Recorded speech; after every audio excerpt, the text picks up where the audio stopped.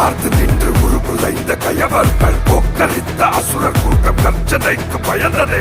நதிகள் மண்ணில் உருளுதே, கூறு போட்ட குருதியோட சிம்ம ரூபம் பாரு, அரிய நாட்டம் சோறு.